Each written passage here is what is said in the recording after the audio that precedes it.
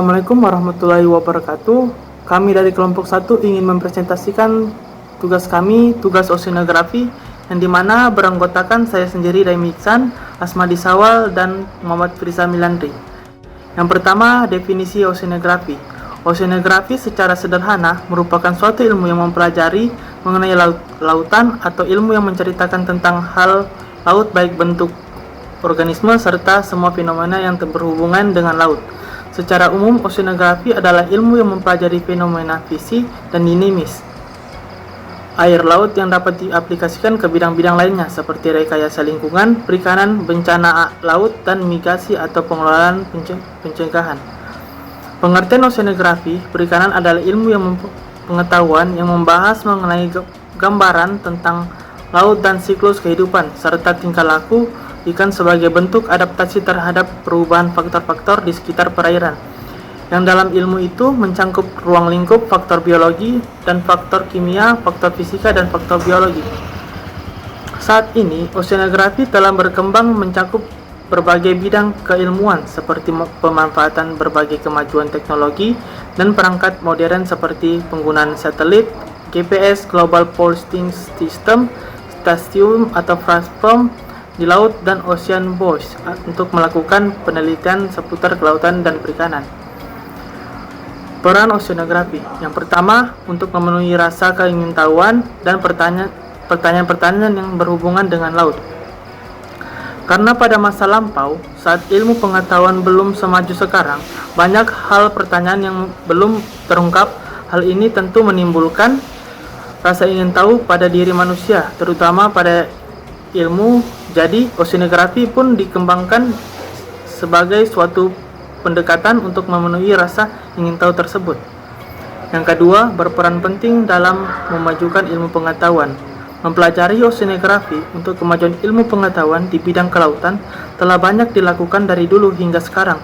Namun, beberapa untuk memenuhi rasa ingin tahu, mempelajari ilmu oceanografi untuk kemajuan ilmu pengetahuan dilakukan dengan cara-cara yang lebih sistematis dan ilmiah berdasarkan hasil penelitian dan pengetahuan yang sebelumnya.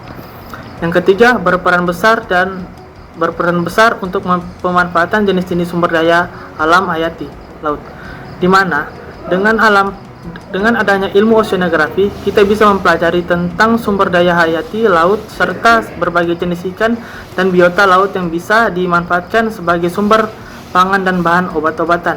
Yang keempat, ilmu oceanografi juga berperan untuk menentukan batas-batas dan juga pertahanan negara. Oceanografi digunakan untuk menentukan batas-batas laut dari suatu negara di laut dan juga menentukan untuk tempat yang tepat meletakkan armada pertahanan. Yang kelima, oceanografi juga berperan penting dan pemanfaatan laut juga untuk sarana berkomunikasi seperti peletakan kabel dalam laut. Oceanografi digunakan untuk menentukan tempat yang tepat untuk memasang dan meletakkan posisi kabel yang tepat agar kabel digunakan secara maksimal. Yang keenam, ilmu oceanografi juga berperan penting dalam aktivitas pertambangan yang dilakukan di lepas pantai. Sebagai contoh, pada kegiatan pertambangan minyak di lepas pantai kita benar-benar harus memperhitungkan kekuatan gelombang yang menghempas pipa-pipa pemboboran agar tidak terjadi kebocoran minyak di laut yang mengakibatkan pencemaran atau polusi di lingkungan sekitarnya. Selain itu, hal ini juga penting untuk menjamin tingkat keamanan kerja dan meminimalisirkan kecelakaan yang diakibatkan oleh tidak mampunya struktur menahan gaya dari luar, contohnya gelombang air dan angin. Fungsi oceanografi di bidang perikanan. Yang pertama, menangkap ikan dan hubungannya dengan salinitas. Dalam mempelajari oceanografi, kita tidak dapat terlepas dari suhu dan salinitas atau kadar garam air laut, yang mana pengetahuan mendalam mengenai suhu dan salinitas merupakan salah satu modal pokok untuk mempelajari segi-segi lain yang terdapat di laut. Ikan-ikan jenis tertentu senang pada suhu dan salinitas tertentu, yang mana Bila suhu dan salinitas di tempat semula berubah, maka ikan tersebut akan memiliki kecenderungan untuk bermigrasi ke daerah dengan suhu dan salinitas yang sesuai dengan habitat asalnya.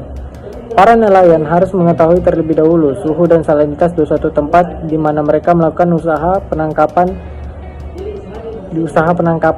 Bila tidak, usaha mereka akan sia-sia belaka karena di tempat ini tidak ditemui ikan yang mereka inginkan. Yang kedua, keselamatan pelayaran dan hubungannya dengan arus laut. Pada ilmu oceanografi, kita juga mempelajari mengenai arus laut, di mana perubahan pola arus laut pada suatu perairan sangat penting untuk diketahui. Karena hal ini sangat erat hubungannya dengan keselamatan kapal-kapal yang akan berlayar, terutama untuk kapal-kapal kecil yang digerakkan oleh angin. Bagian-bagian oceanografi. Secara umum, oceanografi dapat dikelompokkan ke dalam 4 bidang ilmu utama, yaitu oceanografi fisika. Oceanografi fisika adalah ilmu yang mempelajari hubungan antara sifat-sifat fisika yang terjadi dalam lautan sendiri dan yang terjadi antara lautan dengan atmosfer dan daratan, yang termasuk kejadian-kejadian seperti terjadinya tenaga pembangkit pasang dan gelombang, iklim dan sistem arus yang terdapat di lautan. Yang kedua, oceanografi kimia. Ilmu yang berhubungan dengan reaksi kimia yang terjadi di dalam dan di dasar laut, dan juga menganalisa sifat-sifat dari air laut itu sendiri. Yang ketiga, oceanografi biologi.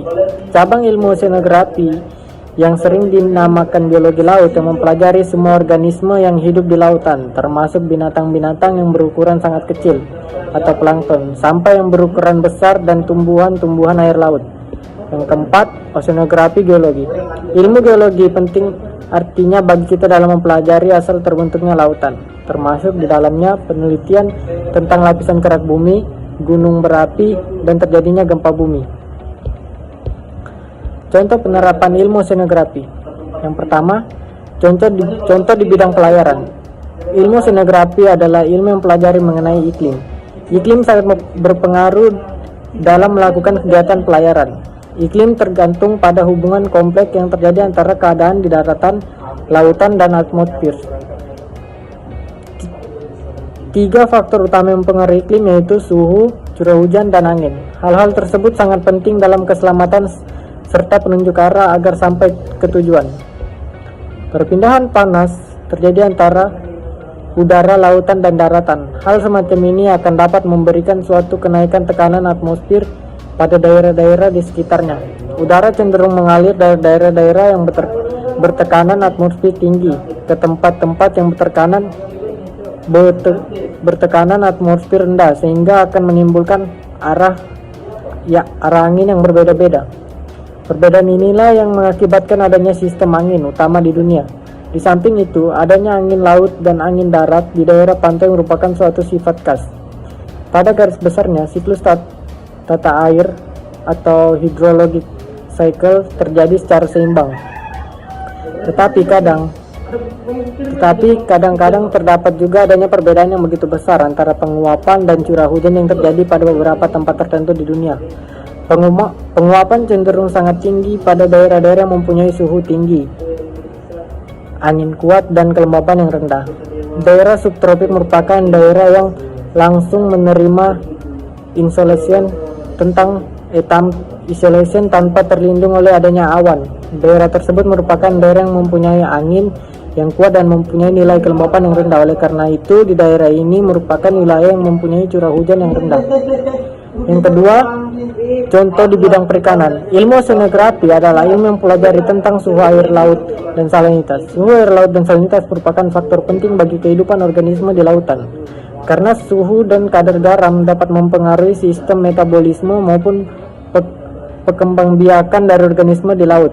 Suhu dan salinitas sangat penting untuk diketahui karena peta sebaran suhu air dan salinitas air laut dapat memberikan informasi mengenai arah migrasi dan daerah tangkapan ikan yang berlimpah, sehingga memudahkan nelayan untuk meraup keuntungan sebesar-besarnya. Ke analisis parameter oceanografi. Yang pertama, analisis parameter fisika oceanografi. Yang A, arus. Arus merupakan parameter fisik oceanografi yang berperan dalam mendistribusikan nutrien dan oksigen terlarut dari suatu perairan ke perairan lainnya. Pengukuran arus menggunakan modifikasi metode layang arus dengan petunjuk arah menggunakan GPS. Arus berperan dalam membersihkan permukaan kerang dari sedimentasi. Arus di laut ditimbulkan oleh tiupan angin atau oleh pengaruh pasang surut. Pada perairan pantai umum didominasi oleh arus pasang surut dan yang dibangkitkan oleh tiupan angin. Secara umum, arus adalah gerakan massa air secara horizontal dalam skala besar. Arus yang terjadi di wilayah pesisir dan dekat pantai dapat berasal dari arus laut global, akibat angin pasang surut, gelombang, dan perbedaan densitas air. Arus di wilayah pesisir yang dipengaruhi oleh arus global dan tiupan angin musim terjadi karena perubahan tekanan udara. Dengan demikian, peran arus dalam kawasan konservasi perairan dapat mendukung pertumbuhan biota laut. Yang B. Suhu. Salah satu parameter penting dalam penentuan kawasan konservasi adalah suhu. Pengukuran suhu dilakukan menggunakan termometer digital. Suhu berpengaruh terhadap proses fisiologi biota laut, terutama proses metabolisme. Suhu yang tinggi dapat meningkatkan proses metabolisme, sehingga penggunaan oksigen terlarut meningkat dan akumulasi pencemaran juga mengalami peningkatan. Metabolisme yang tinggi dapat menyebabkan kematian pada biota laut. Yang C. Padatan tersuspensi. Padatan tersuspensi merupakan parameter yang mempengaruhi proses fotosintesis dan respirasi biota laut. Total suspended solid dapat dilakukan menggunakan dapat diukur menggunakan metode standar nasional Indonesia SNI 066989-3/2004. Semakin tinggi jumlah padatan tersuspensi menurunkan kemampuan biota laut untuk melakukan fotosintesis dan respirasi, sehingga biota laut dapat mati. Yang kedua, analisis parameter kimia oceanografi. Yang A. pH. pH atau derajat keasaman berpengaruh terhadap pembentukan senyawa kimia di dalam perairan. pH diukur menggunakan alat yang bernama pH meter. Senyawa beracun akan bersifat toksik pada pH rendah, sementara pembentukan rangka karang melalui proses kalsifikasi membutuhkan pH tinggi. Biota laut membutuhkan pH di antara 7 sampai 8,2 untuk keberlangsungan hidupnya. Yang B. Oksigen terlarut. Kadar oksigen terlarut di dalam lingkungan perairan merupakan faktor yang sangat penting dalam kualitas air. Oksigen terlarut dapat diukur menggunakan metode filtrasi Wingler. Oksigen terlarut dalam air bersumber dari difusi oksigen atmosfer dan hasil fotosintesis tumbuhan dalam air. Sedangkan pengurangan oksigen terlarut disebabkan karena digunakan untuk respirasi hewan dan tumbuhan. Digunakan untuk perombakan bahan-bahan organik secara biologis oleh mikroorganisme, serta digunakan untuk reaksi kimia anorganik dan juga hilang atau terlepasnya ke atmosfer. Yang C. Nitrat. Nitrat merupakan bentuk nitrogen yang bersifat stabil di dalam perairan laut. Pengukuran nitrat atau NO3 dapat menggunakan metode Brusin. Diukur menggunakan spektrofometer pada panjang gelombang 420 nm. Nitrat digunakan oleh fitoplankton dan tanaman air sebagai sumber nutrien. Tingginya kadar nitrat di perairan dipengaruhi oleh masuknya limbah organik dan pupuk ke laut.